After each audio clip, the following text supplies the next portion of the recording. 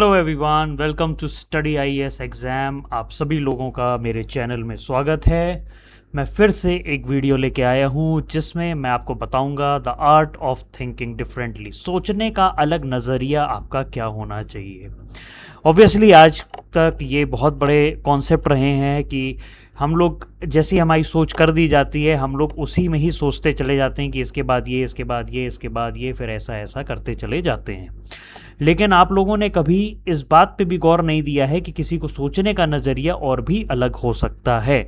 आपको एक ही चीज़ आप बहुत सारे नज़रियों से देख सकते हैं। आपका उसका सोचने का तरीका अलग सोच सकता है, आपका उसको सॉल्व करने का तरीका अलग हो सकता है। ठीक है, तो सोचने का तरीका, व्हाट इज़ थिंकिंग डिफरेंटली, मतलब इसका मतलब ये है कि किसी भी प्रॉब्लम को एक नए पर्सपेक्टिव में, अलग तरह के क्वेश्चन से, अलग तरह की चीज़ों में, और उसके लिए एक यूनिक सॉल्यूशन, एक अलग सॉल्यूशन फाइंड आउट करना। तो कैसे होता है कि पहले आप चीज़ों को क्वेश्चन करना सीखिए। जब भी आप कोई ऐसा काम करें तो आप पहले लोगों को क्वेश्चन करना सीखिए। क्वेश्चन जब आप करेंगे तो आपको असली में क्वेश्चन मिलेगा कि एक्चुअली मैं फाइंड आउट क्या करना चाह रहा हूँ। जब आपको ये पता चल जाएगा तब उसकी आप पॉसिबिलिटी एक्सप्लोर करिए कि और क्या क्या इसमें पॉसिबिलिटी हो सकती हैं। एक पॉसिबिलिटी तो आपको पता है जो वर्क नहीं कर रही, इसका मतलब है कि बहुत सारी पॉसिबिलिटी हो सकती हैं जिसके बारे में आपने कभी सोचा ही नहीं होगा। ऐसी सिचुएशन आएगी जब आपको जो दुनिया के बनाए हुए रूल्स होंगे उनको ब्रेक करना पड़ेगा कि नहीं, इसको इस तरीके से भी किया जा सकता है, और आप शायद उसमें एक बेटर सॉल्यूशन भी फाइंड आउट कर सके। तो ये तरीका होता है, क्वेश्चन एवरीथिंग, नए पॉसिबिलिटी को एक्सप्लोर करिए, रूल्स को ब्रेक करिए और कोई अच्छा सॉल्यूशन उसके लिए लेके आइए। अब जैसे सोचने का नज़रिए में क्या होता है कि आप कहीं जा रहे हैं, आपको ट्रैफिक मिल गया, ठीक है, ट्रैफिक इतना ज़्यादा है, बहुत ज़्यादा ट्रैफिक है, ठीक है, तो नॉर्मल थिंकिंग क्या होगी, कुछ नहीं कर सकते, ट्रैफिक है तो है, अब खड़े रहो, ठीक है। लेकिन आप इसमें सोच कैसे सकते थे कि क्या मैं दूसरे टाइम पे ट्रैवल कर सकता हूं, क्या मैं कोई ऑल्टरनेटिव रूट फाइंड आउट कर सकता हूं। तो आपका सोचने का नज़रिया यहां बदल गया। आपको फिर ट्रैफिक प्रॉब्लम नहीं लगी, आपको यह लगा कि मैं इसको कैसे अवॉइड कर सकता हूं। ठीक है, आपने कोई शिकायत नहीं करी। इसी को कहते हैं the art of thinking differently.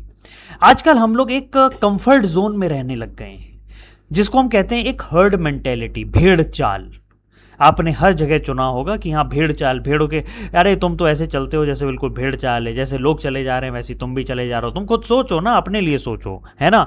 एक तरह की हर्ड मेंटेलिटी लोगों के अंदर एक भर चुकी है कि वो अपने कंफर्ट जोन से बाहर जाने की सोचते ही नहीं। उन्हें लगता है सबको जो बड़ा आसान से चल रहा है, ठीक है। बहुत सारे लोगों को इस क्राउड में सेफ फील होता है। जब उन्हें लगता है कि हाँ भाई सब मेरे अगल बगल मेरे टाइप के लोग हैं तो उसे बड़ा सेफ फील होता है। तो सेफ जब आप फील करते हैं तो आपके अंदर एक डर की भावना भी आ जाती है कि हाँ भाई मेरे को इस ग्रुप में रहना है, अगर मैं इस ग्रुप से बाहर गया तो इसका मतलब है कि मैं खत्म हो जाऊंगा। लेकिन ग्रोथ तभी होती है जब आप स्टैंड आउट करते हैं, जब आप भेड़ चाल का हिस्सा नहीं बनते हैं, तब आपकी ग्रोथ चालू होती है। ये एक्सपेरिमेंट करा गया था सोलोमन एश में। उन्होंने ये बताया था कि 75% लोग are confined to the wrong answer at least one due to the pressure group. बहुत सारे, अराउंड 75% लोग ऐसे हैं जो एक रॉन्ग आंसर के पीछे इसलिए पड़ जाते हैं क्योंकि वो एक प्रेशर ग्रुप की वजह से। जैसे आपके पास 100 लोग हैं और 75 लोग एक आंसर को कह रहे हैं नहीं ये आंसर सही है, यही आंसर सही है, और 75 के 75 गलत हैं, तो आप भी उन्हीं का साथ दे दोगे कि हाँ भाई यही आंसर सही है। आप उस 25% का हिस्सा नहीं बनना चाह रहे जहां पे आप ये कहो नहीं आंसर गलत है, इसका आंसर कुछ और होगा। तो लोग अपने पीयर ग्रुप, जो आपके दोस्त लोग हैं, उनके प्रेशर में आके भी गलत फैसले लेना चालू कर सकते हैं। आपको पता होता है कि मैं ये गलत ले रहा हूं, लेकिन आप प्रेशर में आके गलत फैसला ले लेते हैं। कभी भी भेड़ मत बनिए, हमेशा बाज बनिए, ईगल बनिए, क्योंकि भेड़ जो है क्राउड को फॉलो करती हैं और ईगल क्या है, ऊपर से सब चीज देखता है और फिर अपना फैसला खुद लेता है। अब the art of thinking differently में आता है कि आप हर प्रॉब्लम को नए नए एंगल से देखिए। जैसे एक कमरा है जहां पे रोशनी नहीं है, अंधेरा कमरा है, ठीक है। अब इसका एक सॉल्यूशन क्या होगा कि वहां लाइट बल्ब जला दीजिए, रोशनी हो जाएगी। ठीक है, ये कॉमन सॉल्यूशन है, सबको पता है कि भाई लाइट जला दो तो रोशनी हो जाएगी। लेकिन उसके अलग अलग एंगल्स भी हो सकते हैं कि आप वहां की विंडो ओपन कर दीजिए तो रोशनी अंदर आने लगेगी। एंगल 2 क्या हो सकता है कि रूम का लेआउट बदल दीजिए, शायद आपका रूम का लेआउट ऐसा हो कि आपको अंधेरा ज्यादा लगता हो। एक एंगल ऐसा भी हो सकता है कि आप सोलर लाइट खरीद लीजिए, बैटरी खरीद लीजिए, आपका कमरा हमेशा रोशन रहेगा। तो सोचने का तरीका आपको बदलना पड़ेगा। अब क्या है, ये आपकी थिंकिंग में आएगा। आप अपनी थिंकिंग एक कन्फाइंड बाउंड्रीज में मत कीजिए कि हाँ भाई बस इससे ज्यादा मेरे को नहीं सोचना। ठीक है, जैसे वो नहीं कहते हैं कि मेढक को लगता है कुआं ही सब कुछ है, मेढक को यही नहीं पता कुएं के बाहर पूरी दुनिया है। ठीक है, तो आपको क्या करना है कि you have to come out of existing boundaries, break everything down. उसको सबको, कोई भी चीज हो उसको छोटे छोटे छोटी छोटी छोटी चीजों में ब्रेकआउट कर दीजिए। हर चीज को क्वेश्चन करिए, हर चीज का एक बेसिक ट्रुथ फाइंड आउट करिए और उस पे एक सॉल्यूशन बिल्ड करने की कोशिश करिए। क्योंकि ऐसा नहीं है कि आपको उसकी प्रॉब्लम के बारे में पता ना चल रहा हो। आप अगर सोचेंगे आपको प्रॉब्लम भी मिलेगी, आपको ट्रुथ भी मिलेगा और आप उसका अच्छा सॉल्यूशन भी फाइंड आउट कर पाएंगे। जैसे आपको बताऊं, रॉकेट का एग्जाम्पल लेते हैं, जिसमें रॉकेट्स में क्या होता है कि लोगों का थिंकिंग है कि रॉकेट बहुत ही एक्सपेंसिव होते हैं। ठीक है, तो फर्स्ट प्रिंसिपल ऑफ थिंकिंग क्या होगा कि आपको सोचना क्या है कि पहले रॉकेट बनता किस चीज से है और हर कंपोनेंट में इसकी क्या क्या कॉस्टिंग है ना। अब इस चीज को आप अपने माइंड में रखेंगे क्योंकि स्पेसएक्स ऐसी कंपनी जो इलॉन मस्क की है, जो इस समय वर्ल्ड के ट्रिलियनर हो चुके हैं, उन्होंने इसी ब्रेकआउट कॉन्सेप्ट से ही अपने रॉकेट की कॉस्ट को 90% घटा दिया। क्योंकि उन्होंने देखा जो जो कंपोनेंट लग रहा है क्या हम उसका ऑल्टरनेटिव या कुछ ऐसी चीज यूज कर सकते हैं जो बल्क में अवेलेबल हो। उन्होंने हर प्रॉब्लम को एक छोटी छोटी प्रॉब्लम्स में कन्वर्ट किया, हर उस छोटी प्रॉब्लम का एक छोटा सॉल्यूशन निकाला और एक साथ सारे सॉल्यूशंस को रख दिया। तो आपका एक बहुत बड़ा क्वेश्चन का आंसर सॉल्व हो गया। इसी वजह से जो स्पेस एक्स कंपनी है उसने स्पेस ट्रेवल को 90% से रिड्यूस कर दिया है। उसके कंपनी उसके रेट को, उसकी कॉस्टिंग को 90% से रिड्यूस कर दिया है। अब जैसे क्या होता है, नेगेटिव पर्सपेक्टिव क्या होता है कि अगर आप कोई एग्जाम दिया तो उस एग्जाम का एक पर्सपेक्टिव आपको हो जाता है कि अरे I failed in the examination. आपके मन में ये बैठ जाएगा अरे मैं एग्जामिनेशन फेल कर गया, मुझे नहीं आता, मुझे कुछ नहीं आता।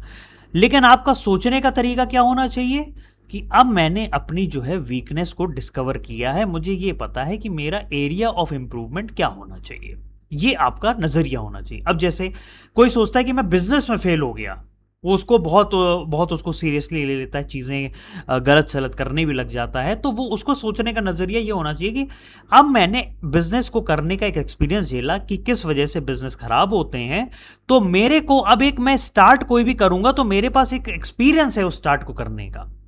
तो ये आपके सोचने का तरीका होना चाहिए। कभी कभार ये आपके मन में भावना आ जाती होगी कि अरे नहीं नहीं ये बहुत डिफिकल्ट है, ये कैसे होगा। मन आपका बिल्कुल उसको तोड़ने लगता है, आपको रोकने लगता है। आप कहेंगे नहीं, यही एक ऐसा चैलेंज है जो मेरे मन को तोड़ने में काम आएगा, मेरे को ग्रोथ करने के काम में आएगा। ठीक है, अब आपको बताता हूं कोई इतने बड़े लेजेंडरी लोग रहे हैं जिन्होंने दुनिया की चीजों को डिफरेंटली सोचा। Albert Einstein, it is a name for which I don't have to give any introduction. He imagined others said was impossible. उन्होंने वो चीज इमेजिन करी जो लोग कहते थे इम्पॉसिबल है। स्टीव जॉब्स, एप्पल के फाउंडर, उन्होंने हर चीज को क्वेश्चन किया और उन्होंने एक एक्स्ट्रा ऑर्डिनरी चीज ही बना डाली। लियोनार्डो दा विंची, उन्होंने आर्ट को, उन्होंने साइंस को, उन्होंने इमेजिनेशन को इस तरीके से कंबाइन किया जिसको आज तक कोई नहीं कर सकता। लोग हमेशा कहते थे आर्ट और साइंस कंबाइन नहीं हो सकती, आर्ट और इमेजिनेशन कंबाइन नहीं हो सकता। उन्होंने इन सब चीज़ों को कंबाइन करके एक अलग ही परिभाषा बना दी। निकोल टेस्ला, उन्होंने फ्यूचर देखा कि फ्यूचर कैसा होगा और उन्होंने अपने समय में उस फ्यूचर को बिल्ड कर दिया। तो इन सब के दिमाग में कॉमन क्या था?